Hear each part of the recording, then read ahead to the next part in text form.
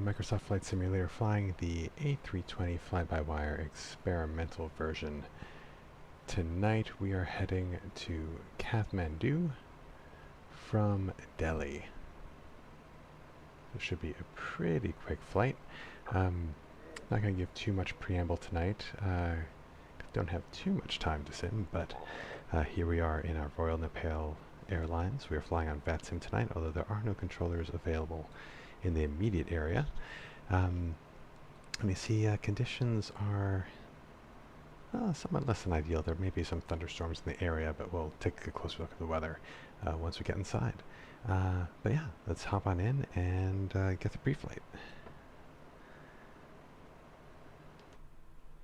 Alright, so we're cold and dark, so first things first, let's get some power.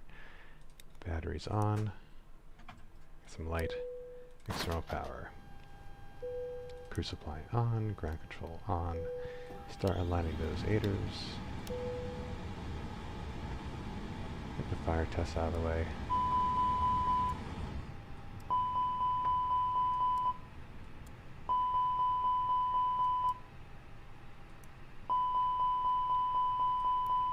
Get our external lights on so people know that we're here.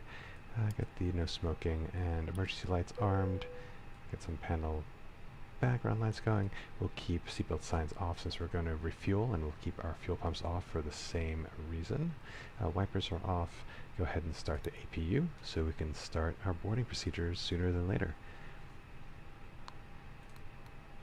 And we'll let that start to spool up. Perfect. Alright, next we'll set up our dash here. Actually, these panels are pretty good as is, since it's still a little dark. We're going to get ourselves onto Q and H, and we'll get our ATIS in a moment. In the meantime, we'll set our constraints on, get some panel lighting, and everything else looks fine for now. We'll shut down this flight director and turn these screens off, since it will save some frames in the sim. Alright, so moving down, we have our clock is set, landing gear is down, and anti-skid is on. Let's go ahead and check our oil levels. Fine. Hydraulics. Fine. And going back to doors, we have oxygen. That's all set. Going further down here, flight controls are on idle and they function. We are on Unicom tonight since there's no current ATC. We'll get some of these integrated lights spun up. Weather radar and predictive weather systems off. Engine masters are off. Engine mode is normal. ATC is standby. TCAS is standby. That all looks fine. And our spoilers are disarmed and retracted, and our flaps are retracted. That's all set too. Heading over here, we'll start getting our fuel loaded. And see if that APU is online yet, actually. Looks like it's available, so turn the APU bleed on, and let's get passengers boarded first, since that will take the longest. So here, we're just going to the menu here to get a request. We have 130 total passengers today, and they can start boarding now. Great. Heading over to our fly path, let's pull in our flight plan from SimBrief. Yep, we have Delhi to Kathmandu tonight, and we'll just record this ATIS information now while we're looking at it. So, in Delhi, QNH is 1019, wind is 290 at 4, and temperature is 9 degrees, dew point 9 degrees. So it implies there might be fog or haze in the area. Let's take a look. Our operating flight plan. First, we'll take a look at the fuel before we look at anything else. Just taking stock of our alternate tonight is Zulu Uniform Lima Sierra, which I believe is up in China. So it's a pretty far alternate. It takes almost as much fuel to get to our alternate from Kathmandu as it does to get to Kathmandu. So we're looking at 6382 total. Let's just take a quick look at the weather just to see if there's any excuse to take more. So, weather at the departure, light winds, low visibility. We'll have to check what runway we're taking tonight, but the RVRs are all pretty high. Broken clouds, few clouds at 3,500 scattered to 10,000. No significant weather, and that doesn't look like it's going to change all that much before we go. At our destination, also pretty light winds, better visibility, but still pretty low. Broken few, some clouds, a bit cooler. Let's see if there's anything coming our way. Well, it looks like visibility might get better as the day goes on. But yeah, that doesn't look too bad. So we'll take the fuel as recommended, 6382. And we'll get that loaded. Okay, so we're refueling, we're boarding, that's all set. Let's go ahead and brief the rest of the flight plan. So here we are in Delhi, heading to Kathmandu in the fly-by-wire A32nx. Let's see. Alternate, we had mentioned flight number tonight, we're Royal Nepal 9084, cost index is 15, flight level 390, and triple pause is pretty low, so 30,000 feet, we will clear that. And triple wind, tailwind is 64 knots, so that will lead to a pretty quick in-air time, a little over an hour. So that looks good. Shear rate is pretty low, so we're not expecting too much in turbulence. We'll be taking off runway 28 tonight via the Alley 5 hotel departure, and arriving via runway 2 via the Simra to Romeo arrival. Alright. So that all looks fine. I think we can then go ahead and take a look at the box.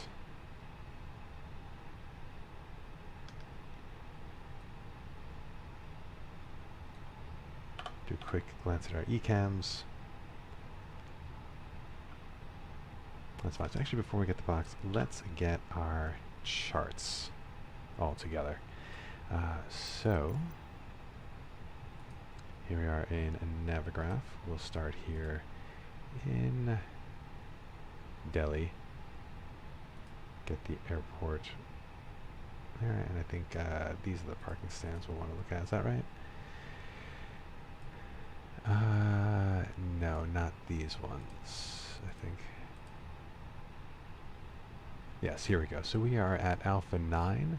That is where we were directed when we arrived by ATC. So we figured that'd be a good place to start. So in terms of taxiing to runway 28, okay, let's see. So 28, I think that's the runway we landed on last time, so it is. So we'll probably just do the reverse routing. We'll take Charlie Whiskey 1 up to November 7, and then Papa all the way down to Juliet 7, just to maximize the use of the runway. So that looks fine. On the SID, we are taking the Alley 5 Hotel.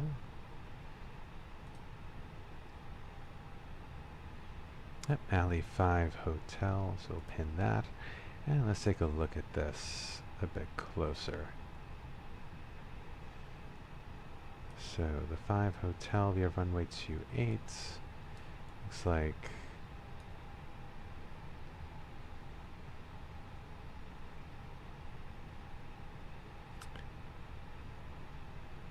okay, so it looks like straight to this waypoint Baipan, which is a minimum altitude of 3,600, so that'll be our initial climb out, and then from Baipan we can actually head over to Lija, which is a maximum of 9,000. So that's actually our first upper bound restriction. So let's go ahead and get that on the glare shield. So initial climb out of 9,000 feet. No speed restrictions from what we can tell. Just minimum climbing gradient, which should be fine for us. And again, while we're here, we'll set the QNH, which is 1019. Alright, so glare shield is all set up. Excellent, and we'll worry about the arrival charts once we're in the air, but we have these for reference now. Alright, so heading to the box, going to data, checking the IRSs, they're all nav, are all aligned, and we can see that looking at the screens. Yep. And also check we have the right engines loaded and the AirX cycle is still current. Great.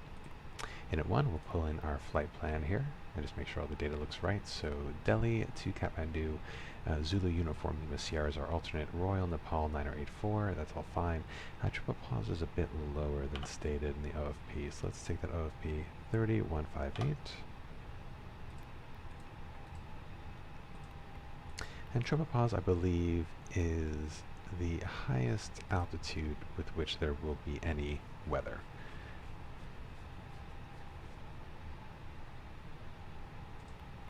Okay, cost index is 15, flight level 390, so we're maximizing flight level tonight. That's all set. Heading to the flight plan.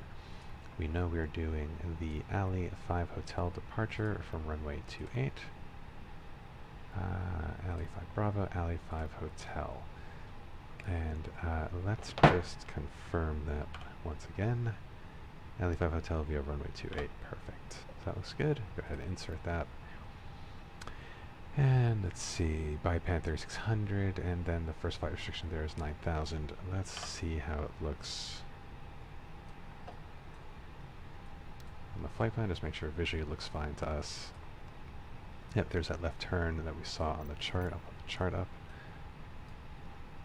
And then head to Delta Papa 411, and then to Alija, to Lapot, to Delta Papa 404, to the Alley VOR, and then on to the rest of our flight plan. There's a discontinuity here because of a duplicate waypoint, so we'll just go ahead and clear the duplicate, and we'll clear the discontinuity, and there we go. There's the rest of our flight plan. Pavru, Lekin, Apipu, Parsa, and then there we go. Okay, so we'll worry about our arrival once we get a bit closer. But our departure looks fine. Put this back to ARC. And we'll continue with the RadNav. So there was a VOR there on this SID. So just make sure there isn't an airfield one. No, it looks like the only VOR of note is Aligarh. So let's go ahead and get that in. ALI. 73 nautical miles.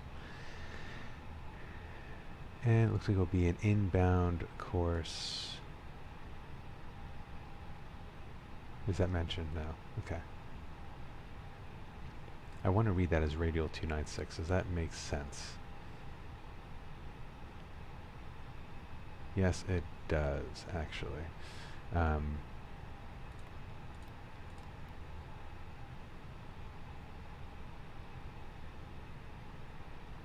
Well, let's see how that looks on the map, because I forget if we have to take the reciprocal of that, actually.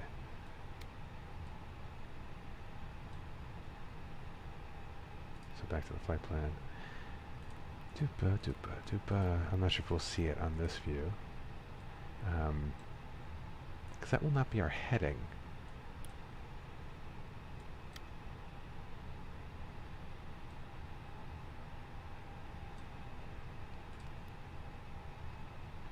Yeah, so I think I'm just going to take the reciprocal of that, which should be 1, my math is terrible, 116.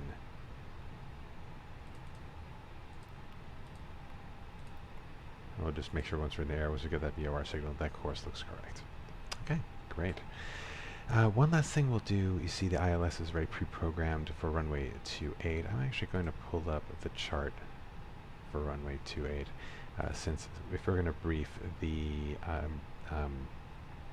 emergency procedures, we're going to use the missed approach for, actually we'll use this chart here. We'll use the missed approach procedure for runway 28 for our emergency procedures tonight.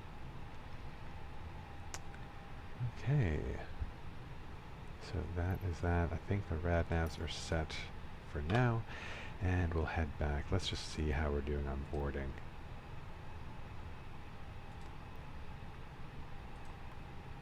And we're fully boarded, so we can go ahead and do INA 2 and get our accurate weights, compare them to the flight plan.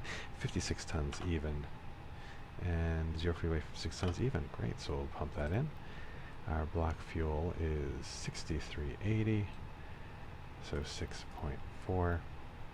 And since refueling is complete per the ECAM, we'll get that seatbelt sign on and get those fuel pumps running. Great. Alright, so we also have a tailwind pump in here. Tailwind is 64 knots. Tail 64. And the rest of the fuel information. So contingency 0.6, alternate 2, and final reserve 0.9. So 0.6 to 0.9. 0.6, 2, and 0.9. And that gives us a final extra fuel time of 11 minutes, which is totally fine, given that is a pretty distant alternate.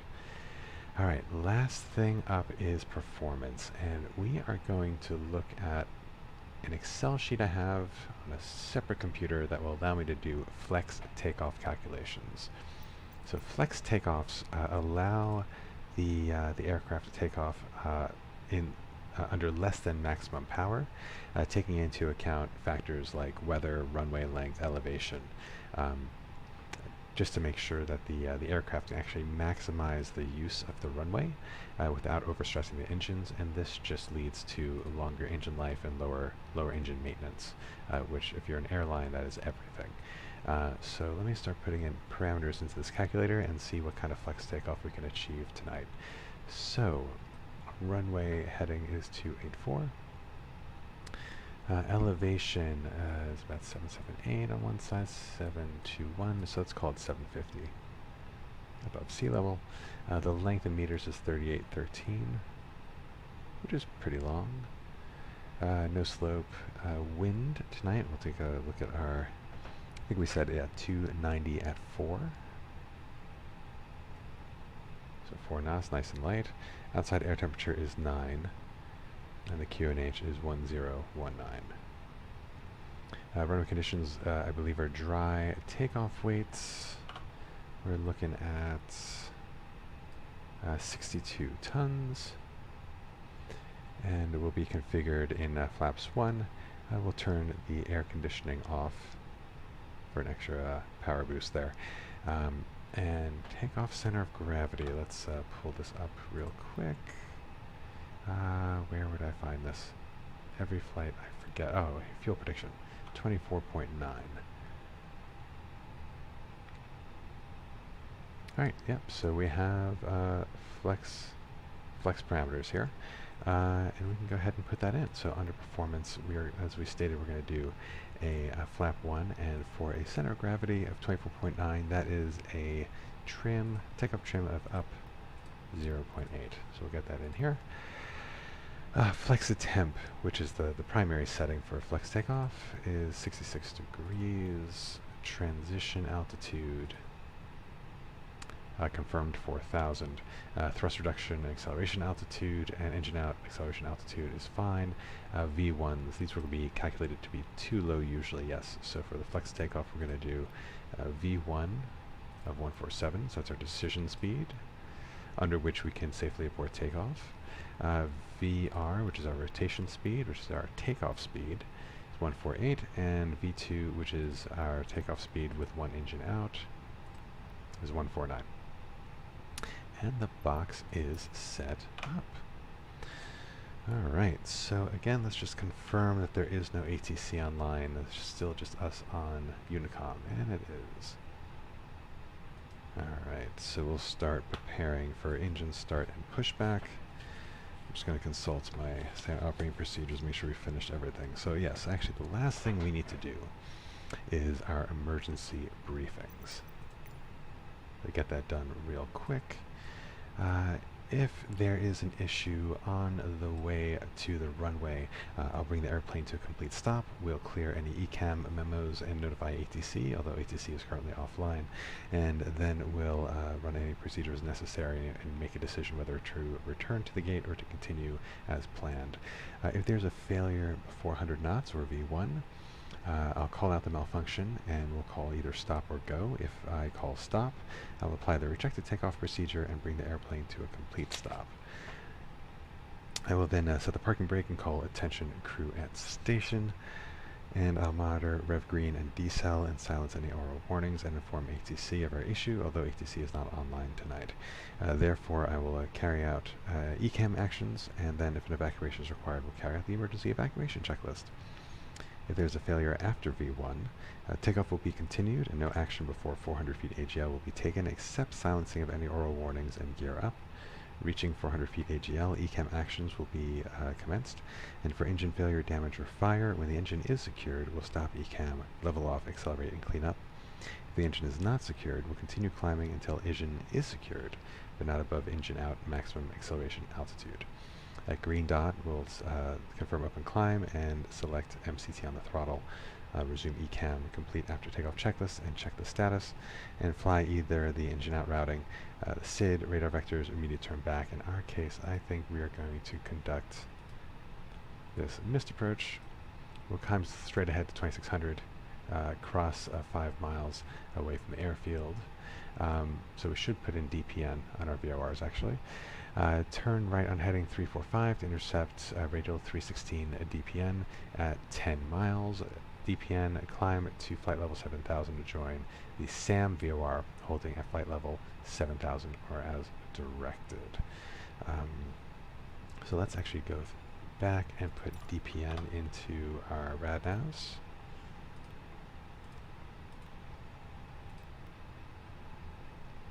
And flip that on. Ooh, open close. Okay. So that is that. So next up, let's get the tug attached. And we'll do our before start checklists. Cockpit to ground. This is ground. Stand by.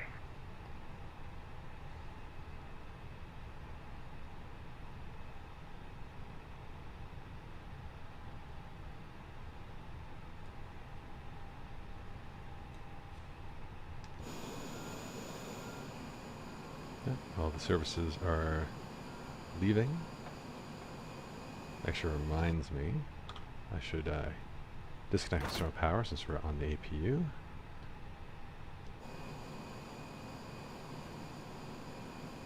Alright, and if we can get a nice close view, one of the nice details of this mod here, this red light. Okay, sir. The bypass pin is installed. All doors and hatches closed and all ground equipment is removed. The parking brakes are set. You may lift. Parking brake set. Lifting the aircraft. Yeah, so that red light is an indication to the ground crew that my parking brake is set. If I were to turn off... Standing by for pushback. If I was to turn off the parking brake now, they'll shout at me, but you'll see that light would turn off. But we need to keep it on for now. Alright, so looking at our before start checklist, cockpit prep completed, gear pins and covers are removed, signs are on or auto. Let's confirm. We'll get that beacon light on now. We'll keep strobes on auto. That looks fine. Aiders are on nav. Fuel quantity is confirmed. Takeoff data is set, and barrel reference is set. And at this point, checking the ECAM memo, nose wheel steering disconnected is displayed. And now we'll do the before start checklist below the line. So the windows and doors are closed, beacon is on, thrust levers are idle, parking brake is currently on. Before start checklist below the line complete. Alright, so let's go ahead and make our Unicom call. Delhi traffic, Royal Nepal Nano 84 at stand Alpha 9, pushing back and facing to the west. Alright, so I think engine mode norm. Okay, we'll keep that there for now. And I think we can go ahead and push back. Let's do it. Cockpit to ground. Go ahead. We are cleared for start and push. Parking brake set. Okay, cleared for push start. Please release parking brake. Alright, so let's go ahead and get that parking brake released. Parking brakes are released. Commencing pushback. You can start the engines in sequence. It will start in the sequence. Alright, so engine mode to ignition, engine start 2.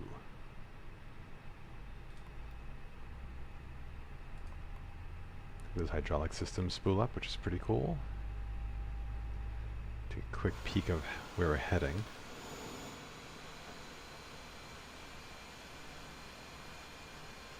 Alright, so this is our initial taxi line here. And just confirm, fuel pumps are on, APU bleed is on.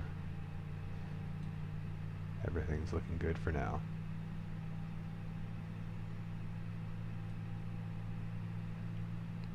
And while we're pushing back, this is a enhanced airport scenery from FlightSim.to of the Delhi airport, and I think they've done a very nice job with the added details. And honestly, the taxiway logos and labels are a godsend. Just makes it so much easier.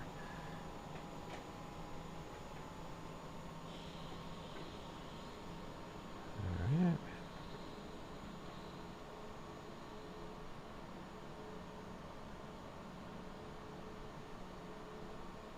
I think that first engine is done. Yep. So engine 1 start.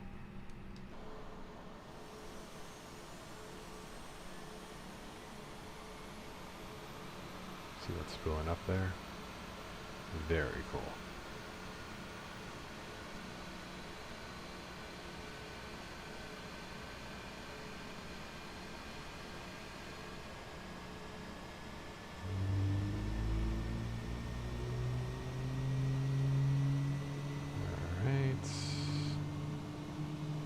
Alright, that's not too bad.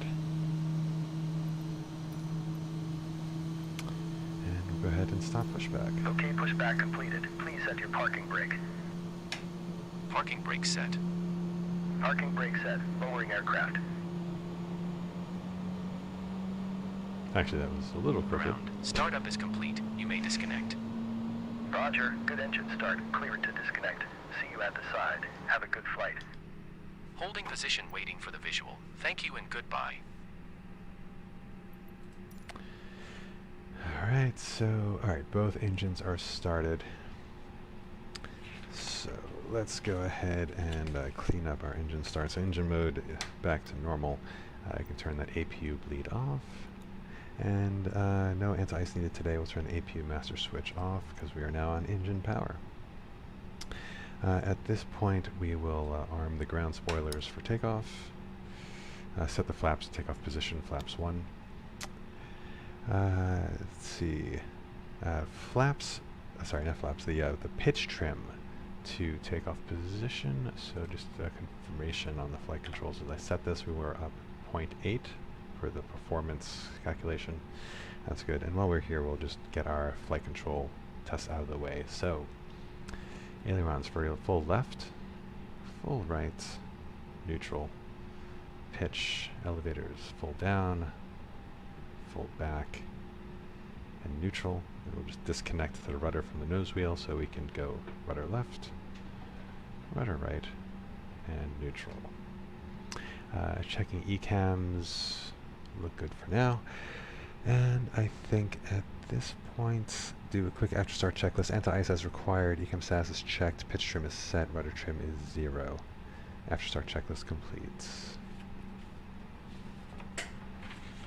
So now we can actually start our taxi. Since there's no ATC, we'll just clear ourselves and we'll get rolling. Parking brake disengaged.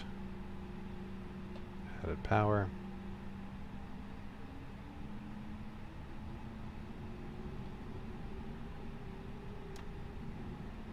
And we're off.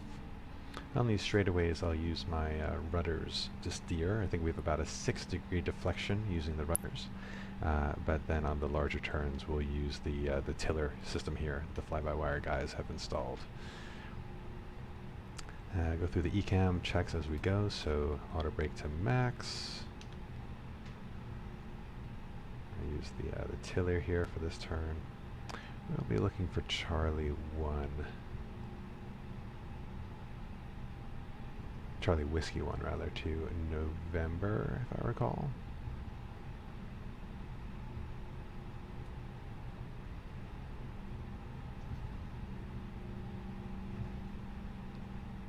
Clear left.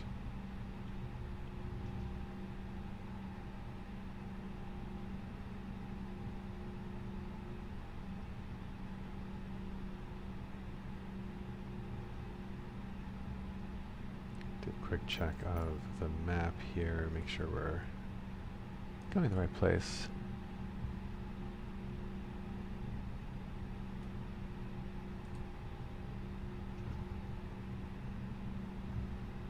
Yeah, I think we might be... Yeah, I think we're good. So November Sierra is coming up. Oh, November straight. Perfect. We want November to November 7. Okay, we're good. We're good. We'll get our weather system on.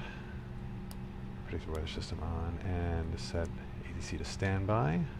We'll squawk 7,000 since we don't have ATC coverage. Slow down a bit. And continue our taxi.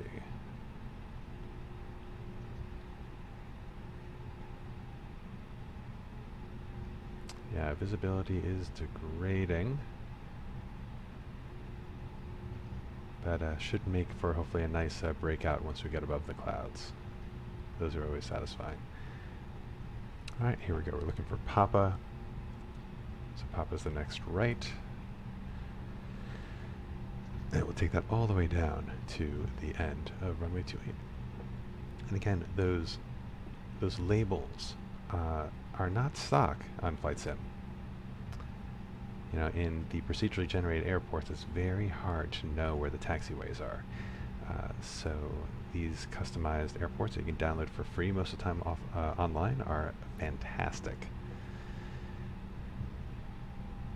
It's also more realistic, honestly.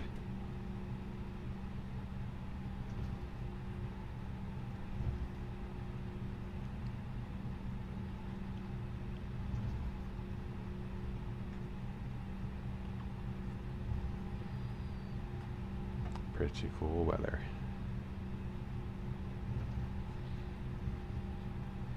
Alright, so we'll do our before takeoff checklist down to the line. Flight controls are checked, flight instruments are checked, briefing is confirmed, flap settings confirmed, V speeds and flex are confirmed. Yep, flex 66. And ATC is set.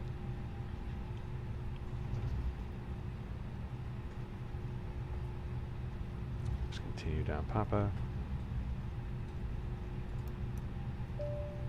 Flight attendants, please prepare for takeoff. Did not turn on my taxi lights. Ah! It's always freaky when they show up, but don't worry. Oh! They have no impact on the plane whatsoever. And takeoff config test. ECAM memo no blue.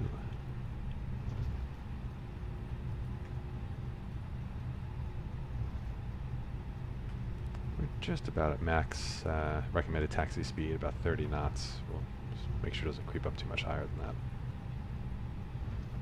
Just a long taxi down the runway.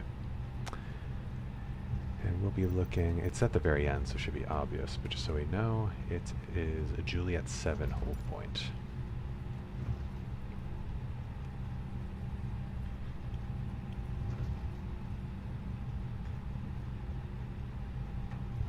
There's our runway 28 off to our left.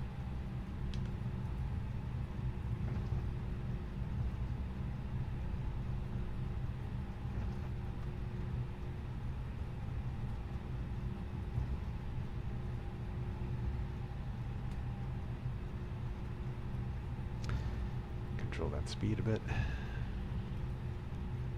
Oh, turn on the clock. We should do that when we start the engine, but it's a step I always forget.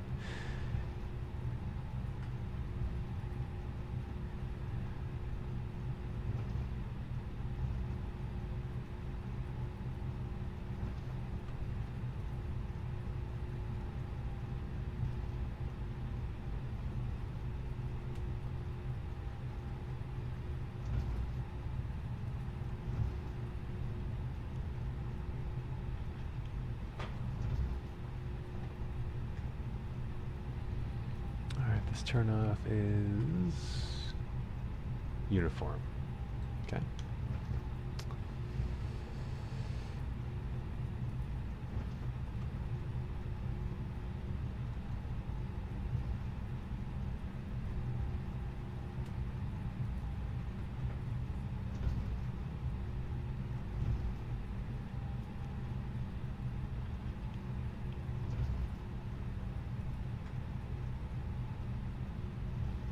Should be getting close. Victor.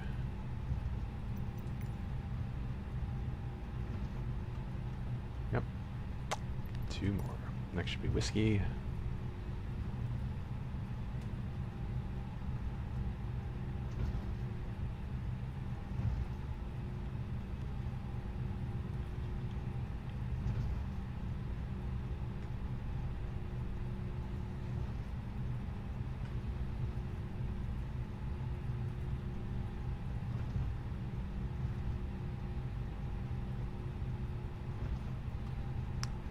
Here we go.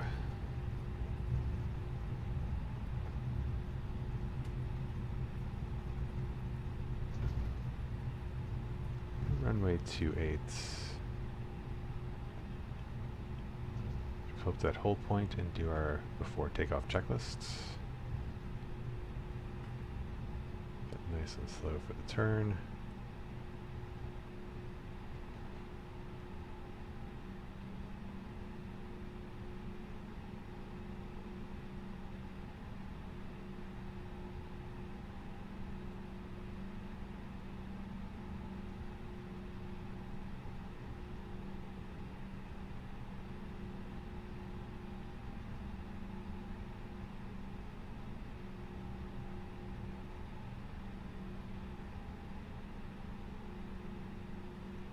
Right.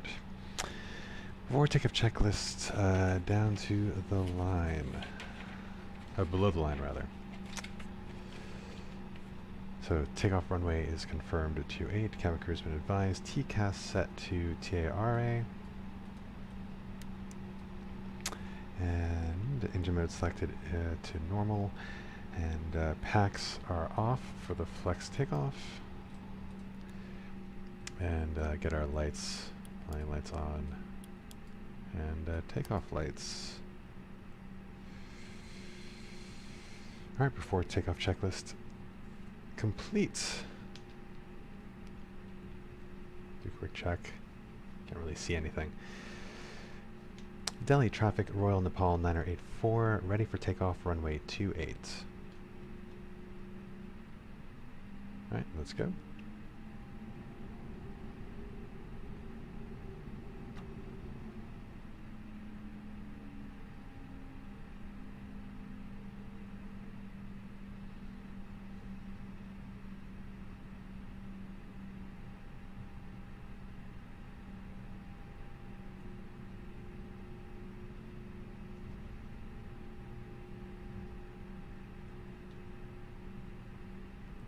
Maximize the takeoff runway length.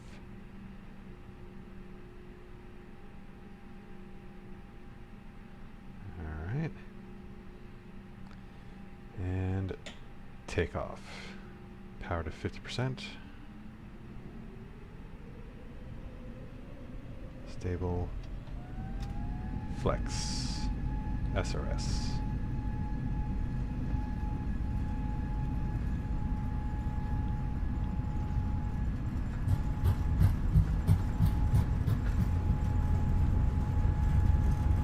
Knots.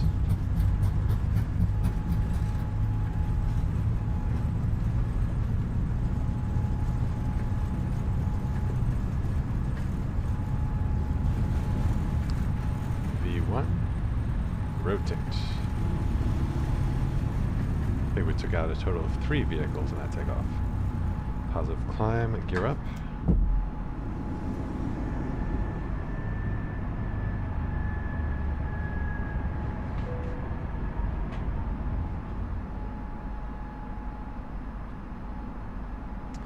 Clearing through those clouds pretty quick. Autopilot engaged.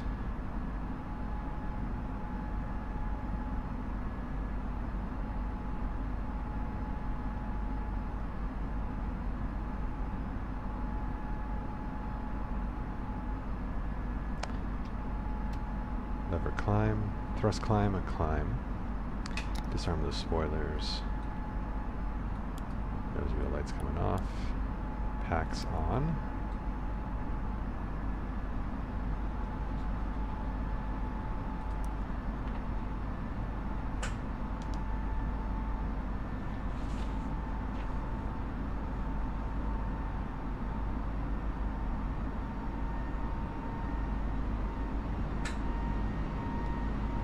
That is some crazy haze.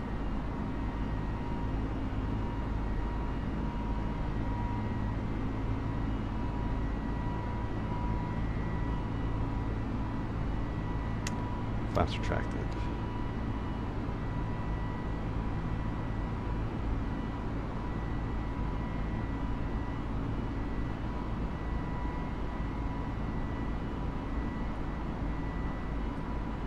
The screens a bit. Now there's more sunlight in the cockpit. Set the standard QNH.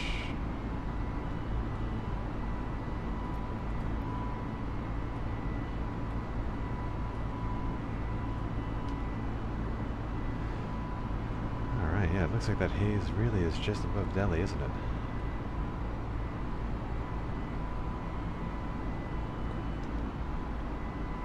Should be a pretty epic flyout. We'll be heading into the mountains.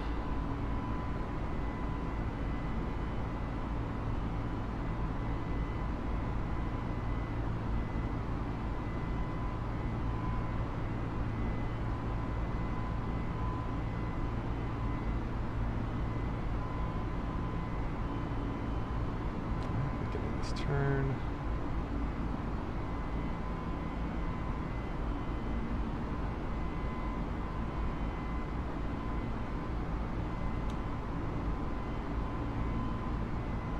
Beautiful day up here.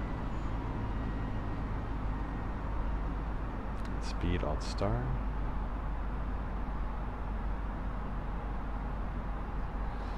So just remind ourselves, once we get to Alija, then we'll climb up to 10,000, and then we'll cross Delta Papa 44, 12,000, and then from there we can just head up to cruise altitude. Oh, looks like speed restrictions are removed after 9,000 versus 10,000. That's interesting.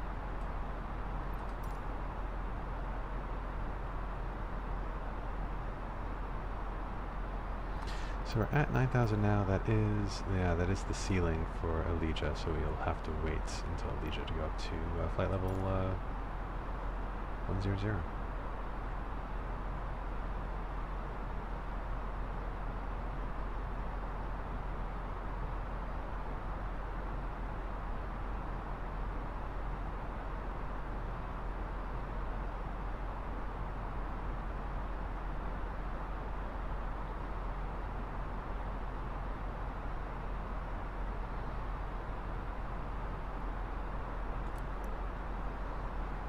Turn the chrono on. We could have done that right at the takeoff roll, just to calculate our actual airborne time. But of course, I'm just terrible with the timers every time. I forget to set them both. That's why we practice.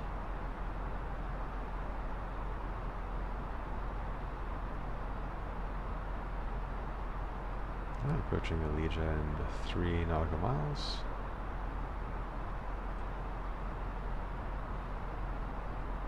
Can't see any of Delhi. Nothing. It's out there somewhere.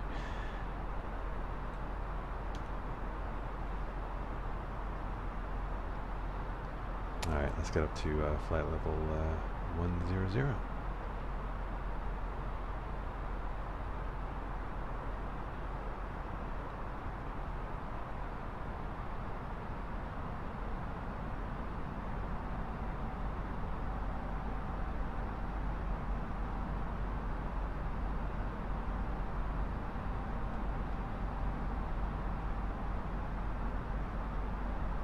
There's some building down there through the clouds.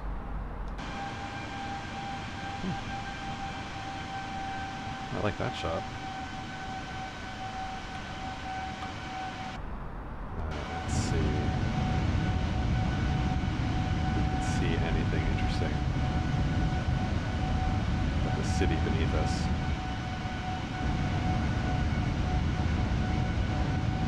Looks like an odd skyscraper there.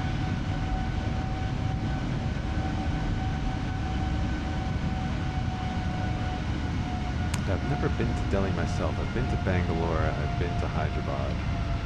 Haven't been to Delhi, haven't been to Mumbai. Oop. That stutter scares me. We're in the experimental version tonight, so crash desktop is a very real possibility. Alright. About to pass La Paz. And what's the next level? 12,000? Yes. So, continue our climb to 12,000. And then when we cross Delta Papa 404, we'll head up to the 390.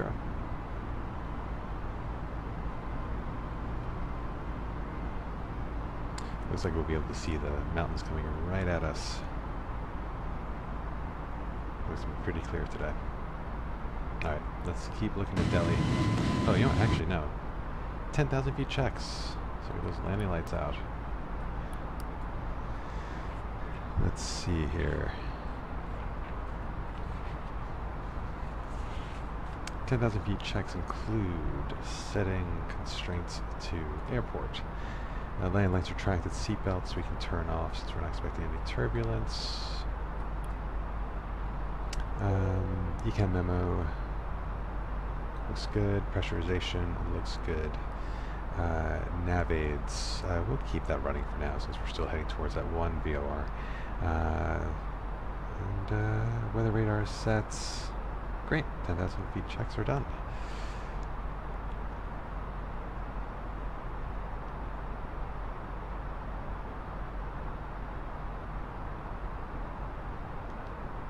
Alright, now let's take a last look at Delhi as we leave. Yeah, it's a shame. Can't really see much of anything through that haze, but makes you wonder if that's weather or pollution.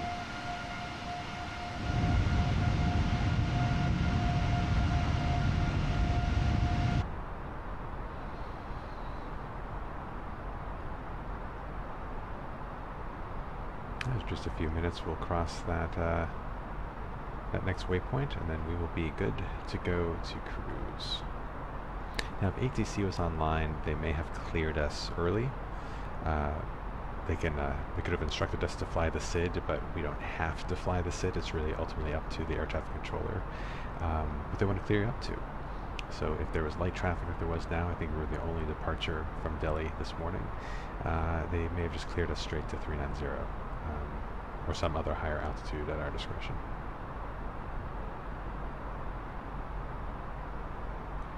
Speaking of, we're going to do a quick check of the VATSIM network, just to see if there are other planes on our path today.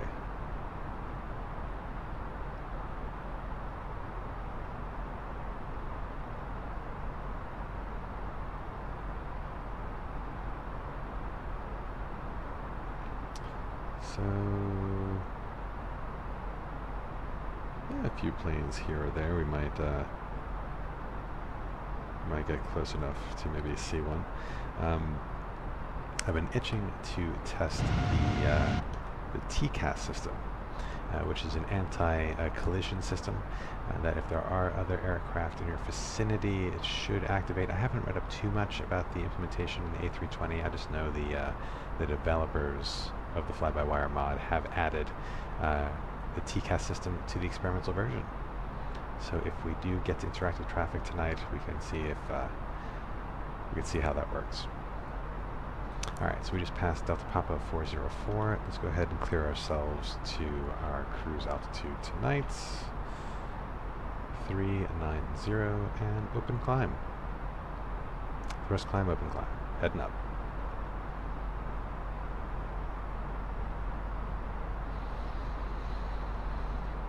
Alright, well now that we're on our way to cruise, I'm just going to do a quick check to see how much time we actually have. So we'll get to Kathmandu a little over an hour according to this, but of course once we're at cruise altitude, cruise speed, that will go down pretty significantly.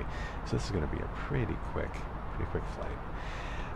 What we're doing here is we're flying around the world in the fly-by-wire A320 mod, 2 hours at a time. That is our constraint primarily because I have a full-time job, I have a family, I don't have a ton of time to commit to streaming. I'd love to try some long-haul flights at some point, but right now, doing a 2-hour flight with maybe a 1-hour pre-flight a couple nights a week is pretty much all I can afford. But it also makes it very interesting if you're trying to fly around the world.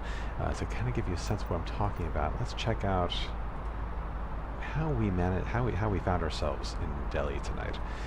So we started our journey at my home international airport of Newark, New Jersey, and took a 2-hour hop up to Montreal, and then took a 2-hour hop to a tiny airport called the Grand Riviere, a 2-hour hop to Iqaluit in Nunavut, 2-hour hop to Greenland, Iceland, and then to Europe.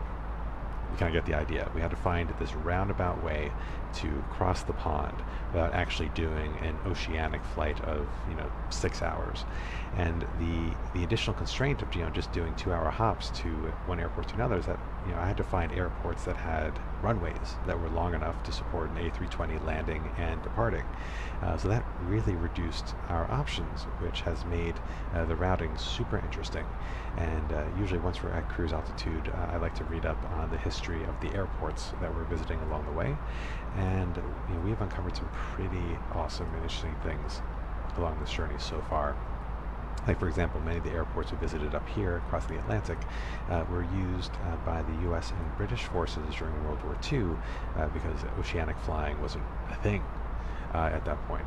They had to find more consistent locales to refuel, to replenish resources as they were moving military resources between North America and Europe. So many of these airports got their start through World War II military needs and evolved into the modern-day civilian international airports that they've become.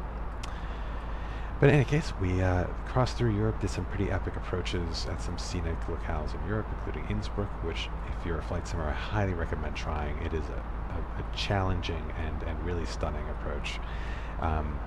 Hit up Cairo, and then made our way through the Middle East, hit Dubai, on our way to Pakistan, then stopped in Mumbai, to Delhi, and now we're on our way to Nepal.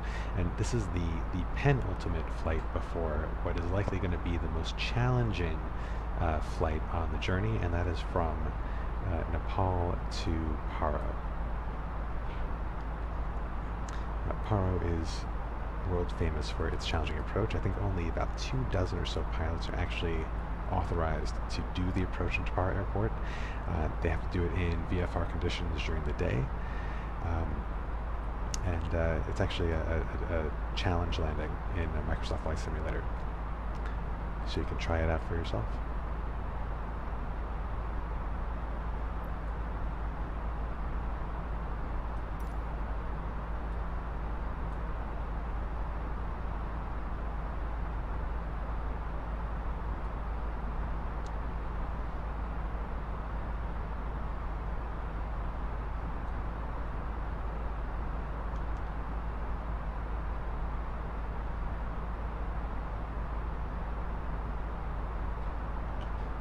So we're approaching this VOR here.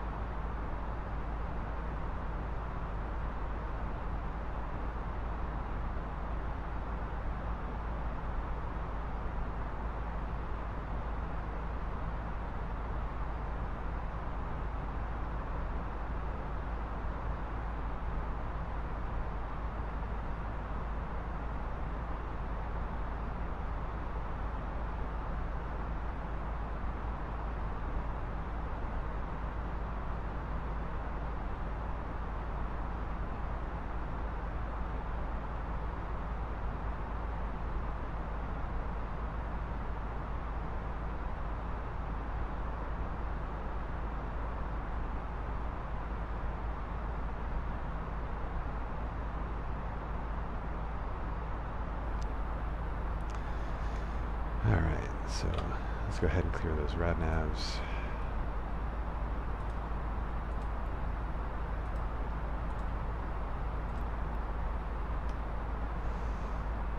And get those VORs off.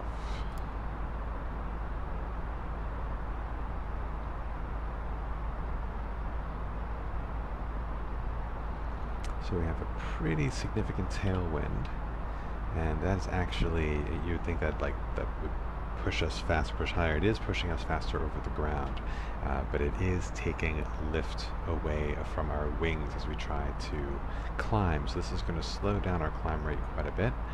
And we can take a look at our OFP to see where our expected top of climb was calculated to be. It looks to be on the other side of Pavru, about 8 miles past. Just by looking at this, Pavru is 70 nautical miles away. We'll cross it in about 8 minutes. At this rate, yeah, we might be a little bit late to our top of climb, but it's going to be close. Yeah, that tailwind can really slow you down in terms of your achievable ascent rate.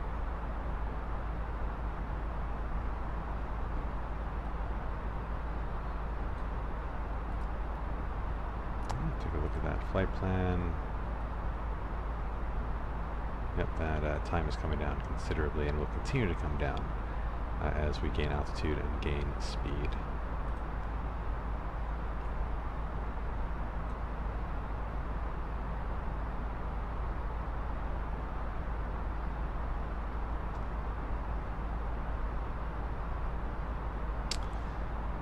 So I think there's a couple of things I want to figure out.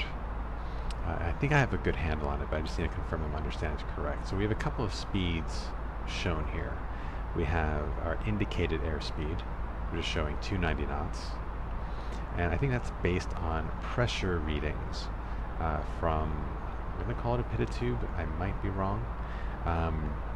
But since the air is less dense up here at this altitude, the indicated airspeed would typically be lower than your true airspeed. And that true airspeed is being calculated here, TIS, at 455 knots, so considerably faster. But because of that near perfect tailwind, the math almost actually perfectly works out.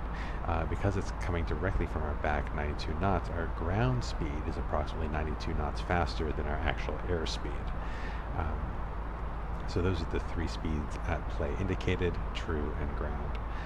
And then we also have our Mach speed here, which I don't know where the transition point is, but at a certain altitude, I think you talk in terms of Mach versus airspeed, because of course, like, indicated airspeed here is effectively useless.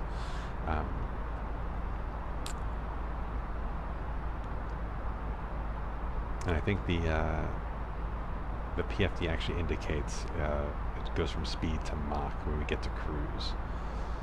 But I need to look more into how those two interplay with each other. But if you happen to know, please feel free to comment in the chat.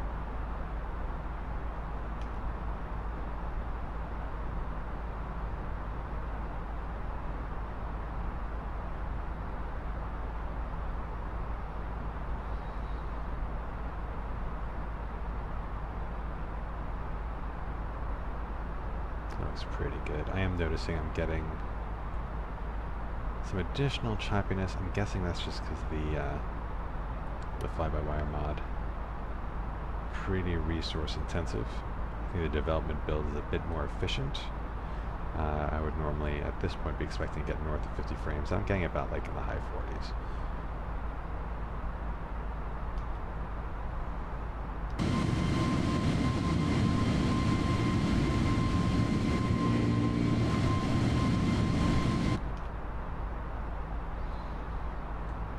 So we're still climbing, but we are getting to the point where we are roughly 40 minutes before our intended arrival. So at this point we really should start doing our arrival briefings. So first things first, let's go ahead and get our destination weather at Kathmandu. Go to our McDo menu. We'll put in a weather request. We'll do it the the fun way. Get a METAR for these 3 airports. Let's just get it for our destination and alternate. We don't need it for our departure. And send the request. Queued, sent. And we'll get a little message here when they are ready for us. In the meantime, let's look at our flight plan and get our charts organized. So we're looking at the Simra to right arrival. Well, first let's get rid of these charts because we don't need them anymore. Unpin, unpin, unpin, unpin. Alright, so Kathmandu. Samara to Romeo.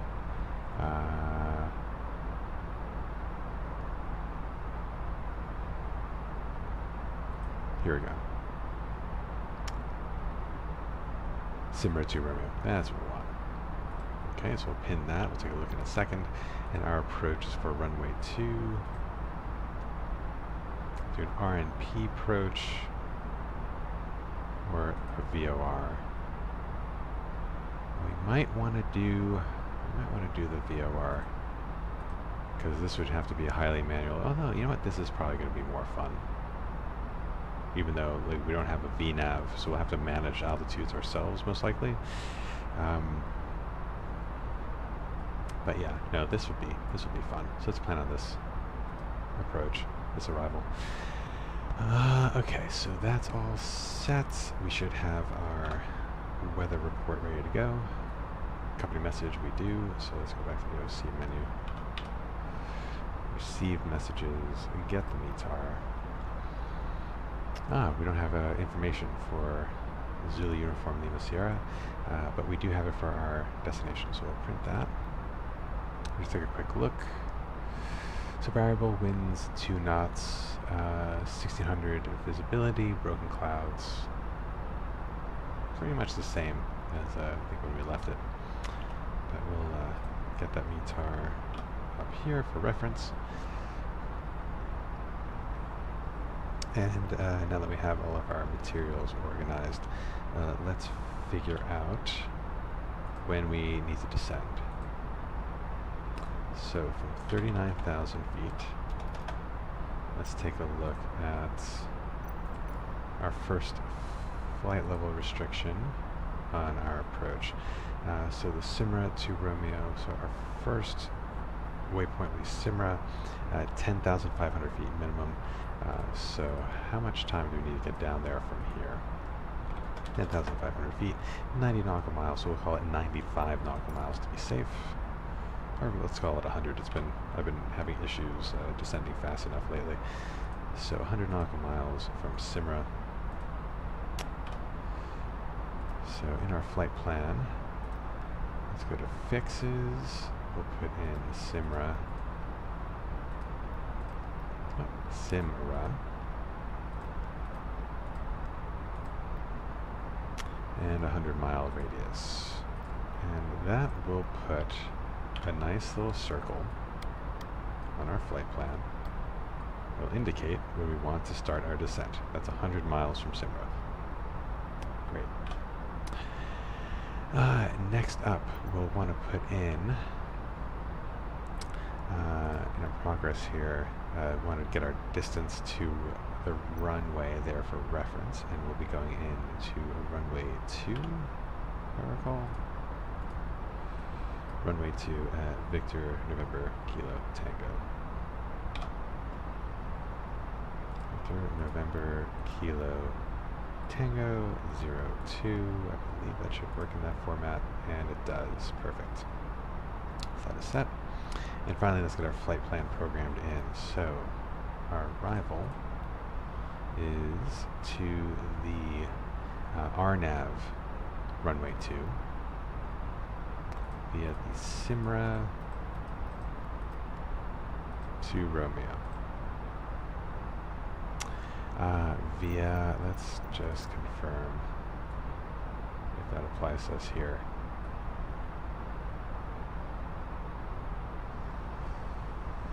So I see Rattan.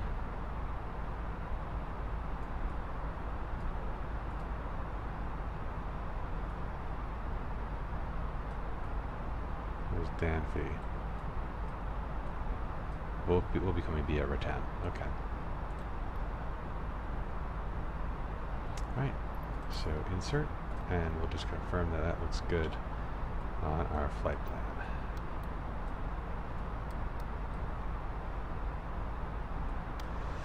Alright, so go to plan, and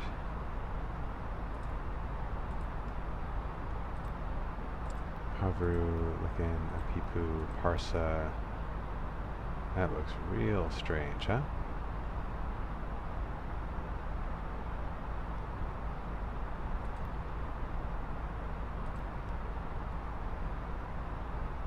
SMR, Simra, KT434, KT636 for 10.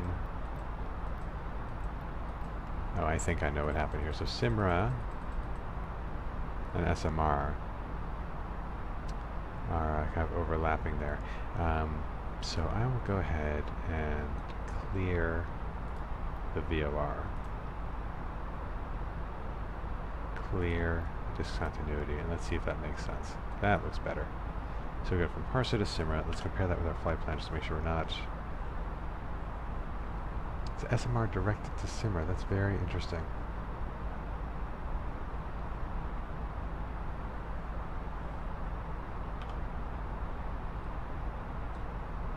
That's very interesting.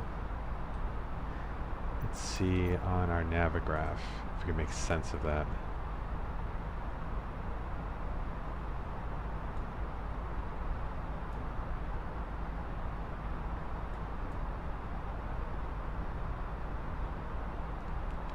Yeah, it's the same waypoint from the way I read it.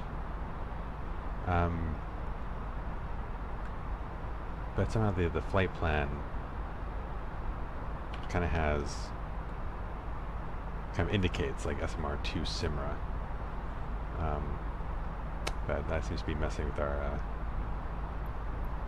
flight computer. So I think this is fine. It's just an interesting little idiosyncrasy between the flight plan and how the navigation computer is reading it. Okay, so let's just check the rest of it, make sure it looks fine. Kind of see it curving around the valley there. Oh, that's going to be awesome. And then straight to the runway. I have the flight level restrictions there, so that should help a little bit, although it's not perfect information. Although no, actually no, they do have it pretty much all the way, so we could just fly managed altitude most of the way down.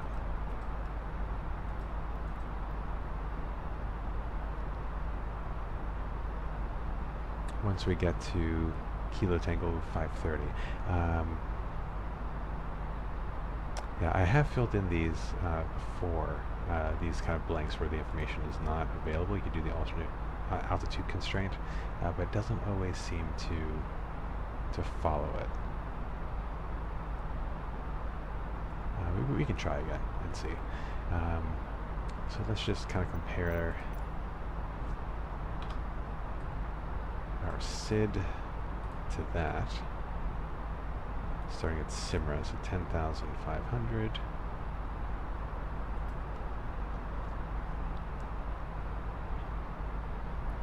And that is let's see, is this the syntax? 10,500 to be above it. Not allowed. Let's try this. Plus 10,500. Yeah, that works.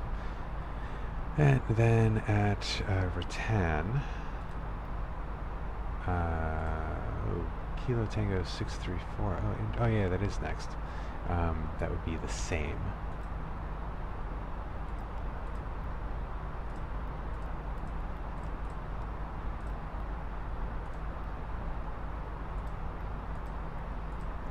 And Kilo Tango 636 also the same.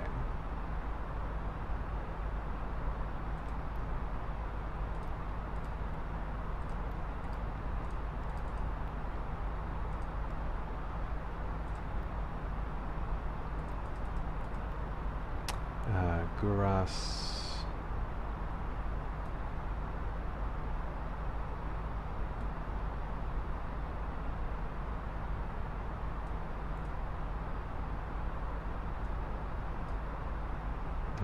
Guras, there's really not an indication there where we need to be in terms of flight level. But it looks like we want to be at Kilo Tango 532, we'll want to be at 8700, so let's call it 8700 at Guras. Yeah. Let's just make sure there's, yeah, 8700. That's fine. So at Guras, we'll do, it's all above, right? So it's all above 8700.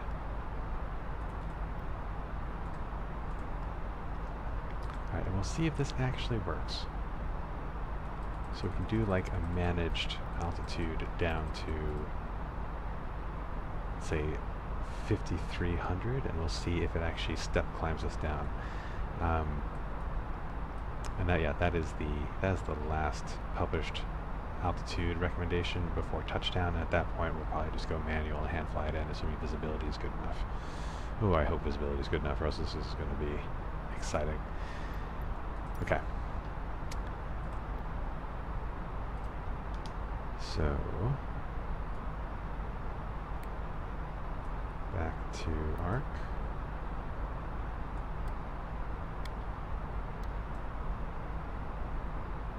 And we got about 120 miles until top of descent. Good. So, last thing we need to do, and we're finally at cruise, so we can get an accurate sense when we'll actually arrive now. Half an hour past the hour. Excellent. So the last thing we need to do is the performance calcs for the destination. So we have our METAR here, so we have some of our information we put in directly. QNH 1021, at least as far as we know now. Temperature is 6 degrees. Winds. So we'll call it, let's see if it'll accept 0 for variable at 2. Yeah, good. Transition altitude, let's check that on the chart here. So we want transition level for our descent, and that is 15,000 feet. Okay, so that's correct. And the borrow minimums for this. Let's take a look. So RVR is 1100 meters for Class C, and barrow minimums of 4620.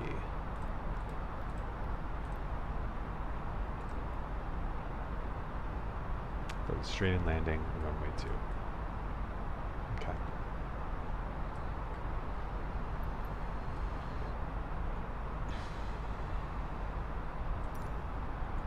Just checking the flight plan. When we start our descent,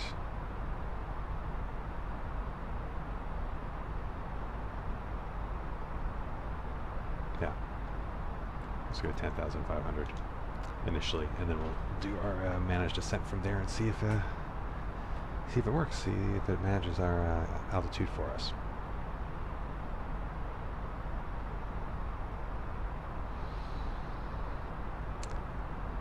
So at this point we have roughly 10 minutes to kill before our top of descent, and then things are going to start moving pretty quick. So we'll just take a quick view outside, see how the terrain is changing since we left Delhi.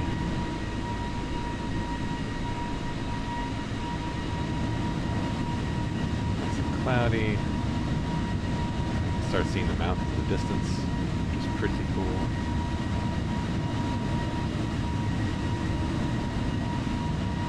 Could be snow over there. We're definitely seeing the terrain changing a little bit, which is pretty sweet. Alright, so let's take a minute to look at Kathmandu Airport.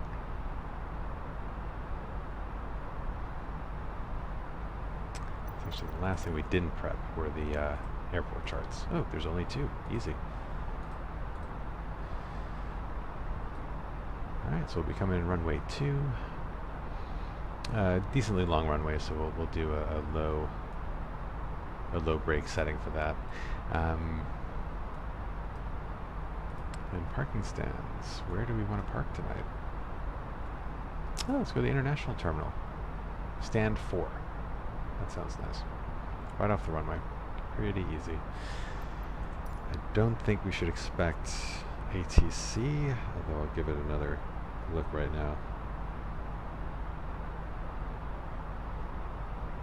Is ATC online?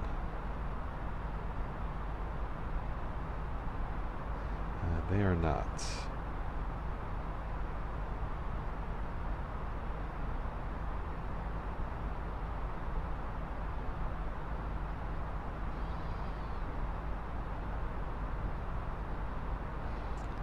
Alright. Well, looking at this airport,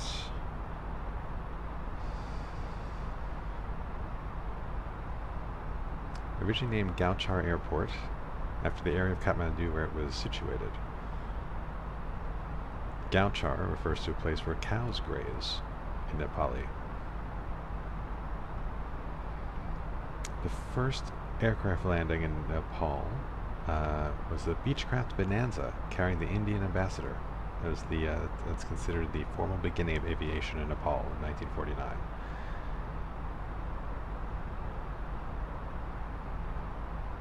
The first charter flight took place between Gauchar and Calcutta in a Himalayan Aviation Dakota in 1950.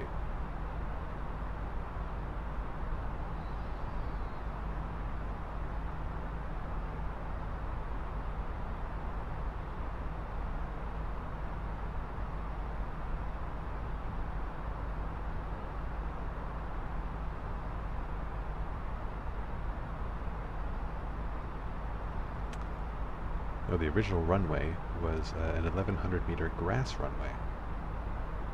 Runway 1634. It was relayed in concrete. But that runway was abandoned in 1964 for a newer 2,000 meter runway at 220, which is the current runway configuration. And then that runway was extended to the current length at a later date, around 3,000 meters, in 1975.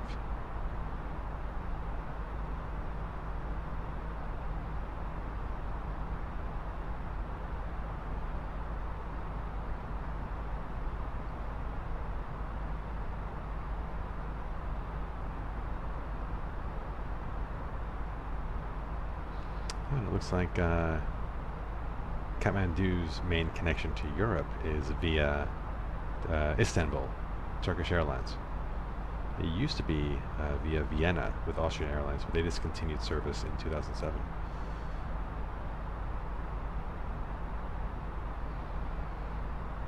Alright, so not gonna lie, this history was not as exciting as I was hoping it would be. Usually when we look at the history of airports that we fly to, there's usually something juicy. Like when we landed in Karachi, we learned about this, what was it? It was like a not a Zeppelin. There's another term for it. Airship, an English airship that was like the largest ever made, or something like that. That was flying from England to Karachi via Cairo, when Karachi was still a part of British India, and it made it only as far as France before it encountered issues, crashed, and exploded. So at Karachi, there was this giant hangar that was built for this massive airship. But it was never used because the airship never arrived, and they discontinued construction and operations of that particular airship. Interesting stuff. But no, Kathmandu is pretty tame by comparison in terms of its history, that particular airport. But it should make up for it with its breathtaking views once we get there. Right, see our window, the Himalayas.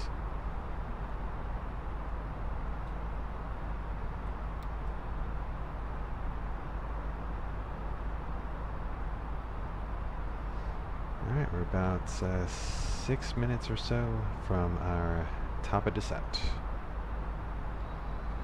So we'll quickly run through our descent preparation procedures, make sure we've covered everything. So let's set our auto brake to low. We checked our landing performance. We're going to do a full flaps landing. Check the weather. Program the box, the McDo. We have our ATIS, or our METAR rather, which we're using for an ATIS. And we'll be clearing ourselves for descent because there is still no ATC. We will set our TCAS for below in case we do encounter any traffic.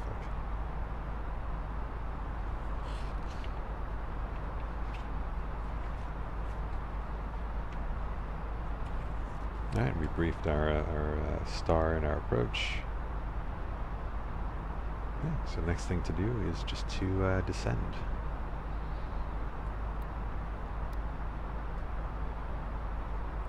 We'll get that setting ready. We're going down to 10,500.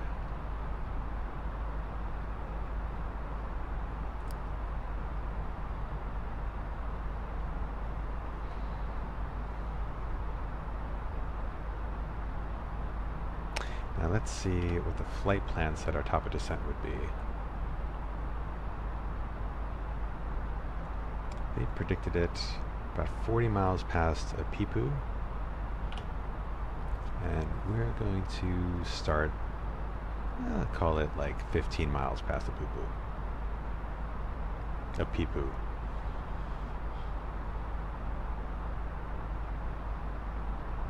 It's pretty close. And there's that Mach we were talking about before. So the aircraft is holding to this speed, and I think we can reference that in the box. Well, they have a managed indicate airspeed of 241, but I guess that translates to Mach 0.783 at this altitude.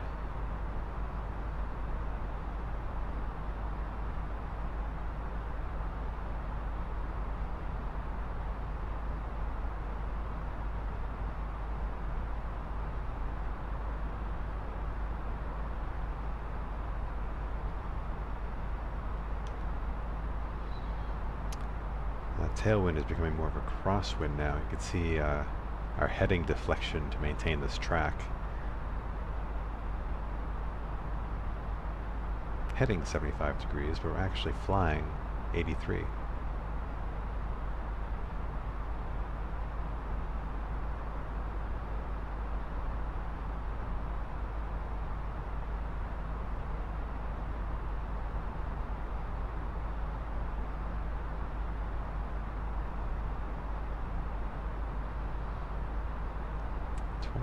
From Pipu.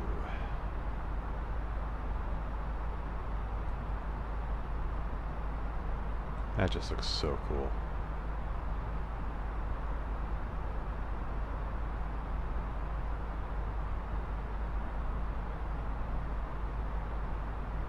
Alright, so I'm going to take a moment just to kind of study that approach again. This initial portion is pretty straightforward. Oh no, I keep forgetting we're going to Rattan. But yeah, this is a very short star. But this, the actual approach for runway 2, coming from Rattan, like it really looks like we'll be flying very close to these peaks. So we'll be at, what's our altitude? 8,700 until Kilo Tango 530, which is right here, and then we'll start descending. So yeah, we'll dip below these mountaintops around Dovan. So like the hills will be on our sides here as we do our final kind of clearing turns into the valley, and then straighten out just in time for landing. So that is like, this is the 5-mile DME arc right here. So about like 2.5 miles is all we'll have actually straight on the runway. So I'm really hoping the LNAV doesn't let us down.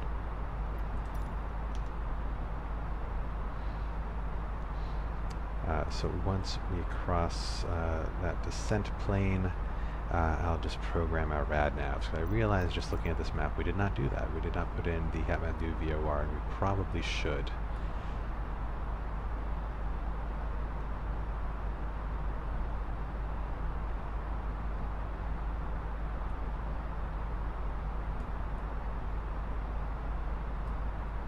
Just to give us additional navigation options.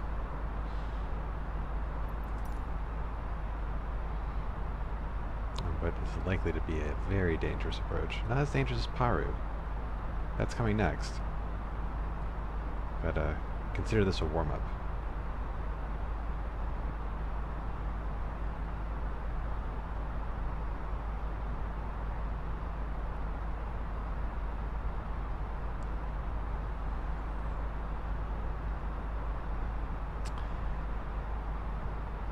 So feel free to post in the chat any questions or thoughts. Once we get the approach more underway, I'll probably go silent on chat completely, just so I can concentrate on the approach. But until then, let me know what's on your mind.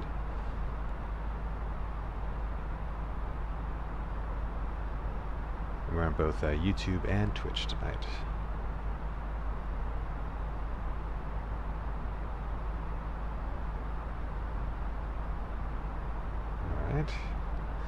So it's close enough to the threshold. Let's get down. Thrust idle, descent.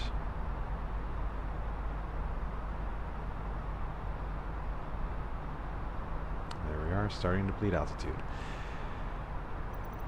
We should also think about in advance when we want to configure for landing. So look, oh, there are speed restrictions here. Look at that. Look at that. So at Rattan, it will be at max 250 knots, but by Kilo Tango 532, we'll want to be at 200, and that will be below green dot speed, which means we'll already want to configure to flaps 1 by that point. Let's see if those speed restrictions are here. So there's Rattan. Yes. Yes, okay, so we're going to be effectively forced to go into approach mode after Rattan. And we'll configure as the speeds dictate.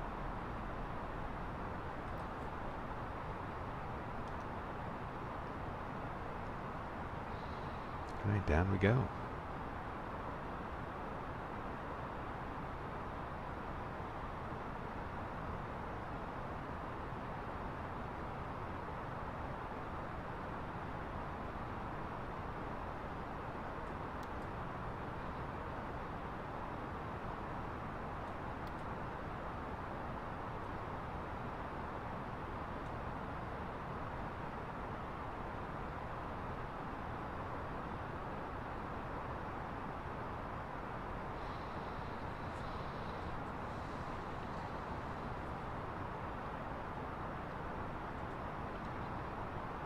So we'll do our 10,000 feet checks when we get to 10,500. Just get that done.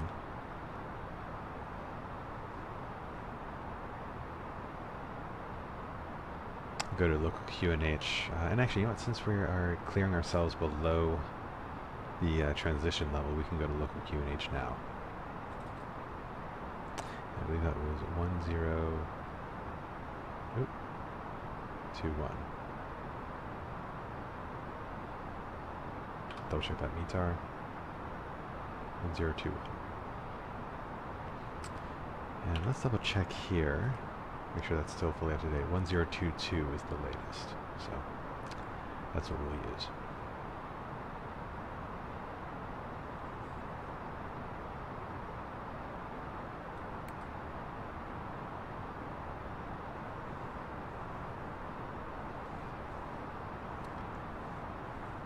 Get to parse in 6 minutes, and at this descent rate, you'll lose an additional 18,000 feet from here. Okay, we should be fine to get to the altitude we want in time.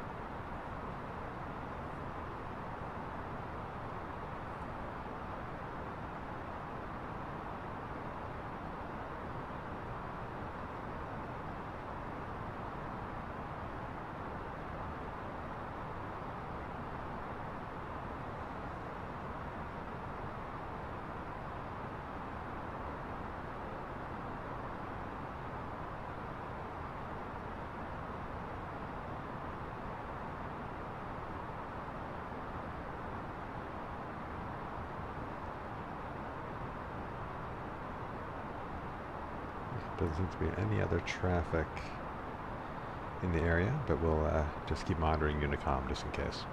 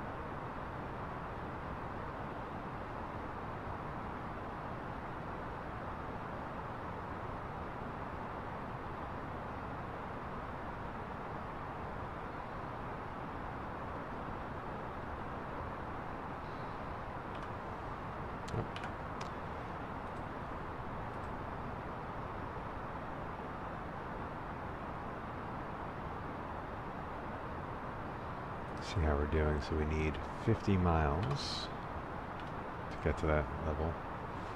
40 miles to Parsa. Yeah, we're good. We should be fine.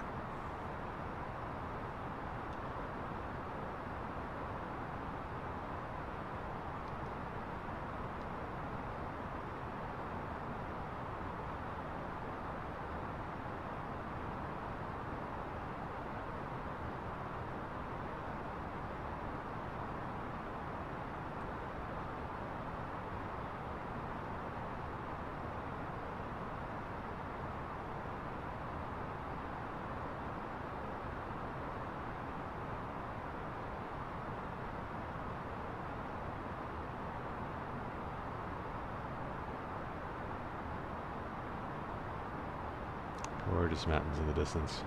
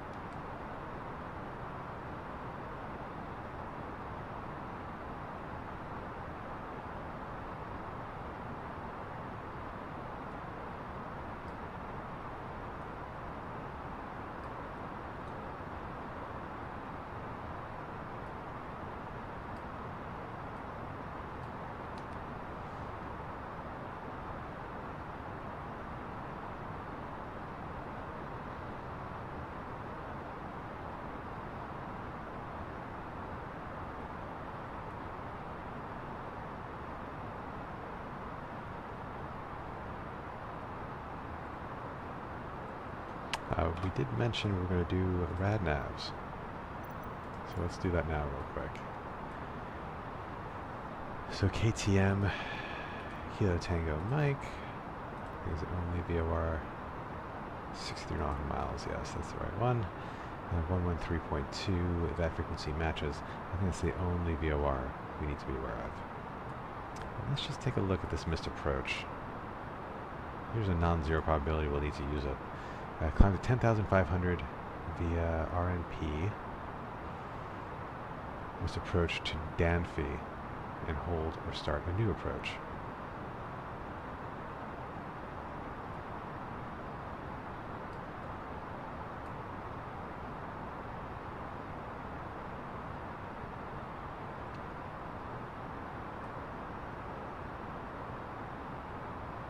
So it'd be interesting to see because there are all these like pre-programmed waypoints for the misapproach and then the hold point, and then you can reattempt the approach. I wonder. And the secondary flight plan doesn't function in this mod yet.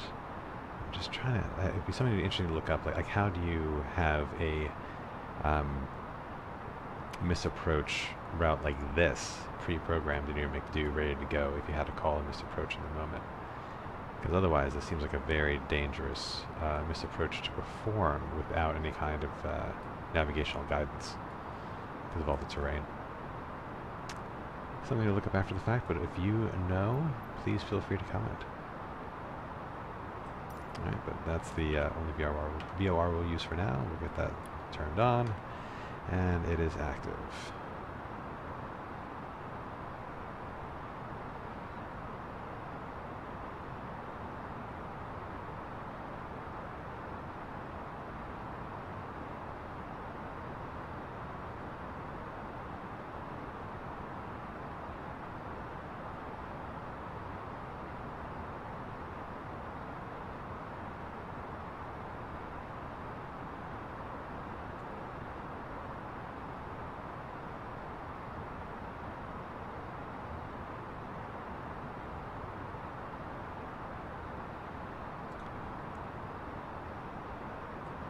So pretty close to where we want to be.